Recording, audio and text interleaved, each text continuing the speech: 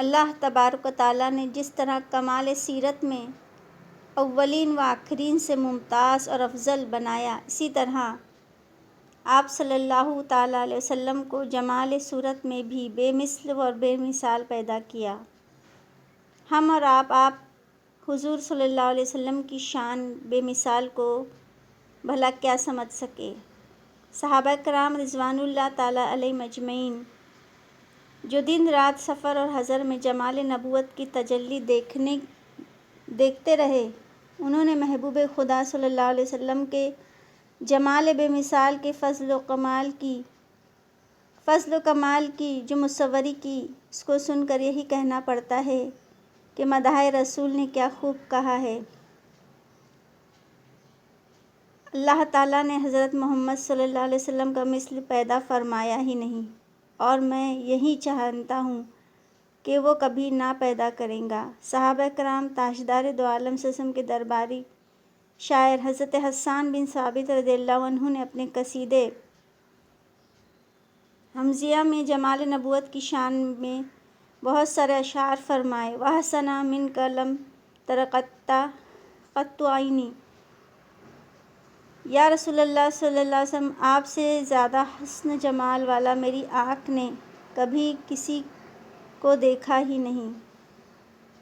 اور آپ سے زیادہ کمال والا کسی عورت نے جنا ہی نہیں۔ وَأَجْمَلَ مِنْكَ لَمْ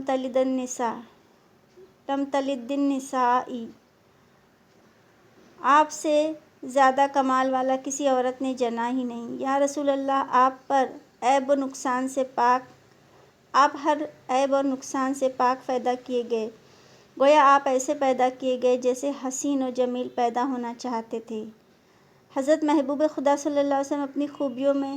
ایسے یکتا ہیں کہ اس معاملے میں ان کا کوئی شریک نہیں، کیونکہ ان میں جو حسن کا جوہر ہے وہ قابل تقسیم ہی نہیں۔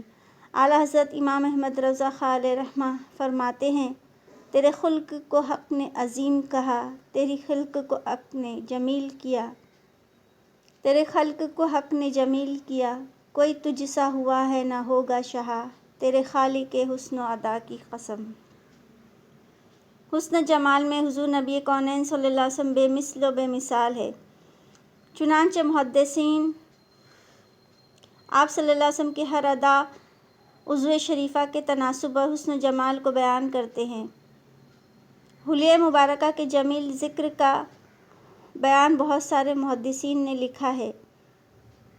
جن میں حضرت مولانا موصوف نے اپنی کتاب پنجِ نور میں تحریر اس طرح فرمایا کہ روح حق کا سراپا میں کیا لکھوں، حلیۂ نور خدا میں کیا لکھوں، پر جمال رحمت للعالمین جلوہ گر ہوگا مکان قبر میں، اس لیے آیا مجھے خیال مختصر لکھ دوں جمال بے مثال،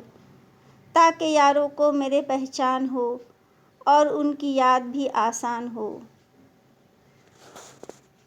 تھا میانہ قد و اوسط پاک تن، پر سپید و سرخ تھا رنگ بدن، چاند کے ٹکڑے تھے اعضا آپ کے، تھے ہنسی وہ گول سانچے میں ڈھلے، تھی جبیں روشن کشادہ آپ کی، چاند میں ہے داغ وہ بے داغ تھی، دونوں ابرو تھے مثالِ دو بلال، اور دونوں کو ہوا تھا اتصالِ دو مہ عیدین تھا، یا کہ ادنیٰ قرب تھا قوسین کا، تھی بڑی آنکھیں ہنسی وہ سرمگی، دیکھ کر قربان تھی سب حور عین، کان دونوں خوبصورت ارجمند، ساتھ خوبی کے دہن بینی بلند،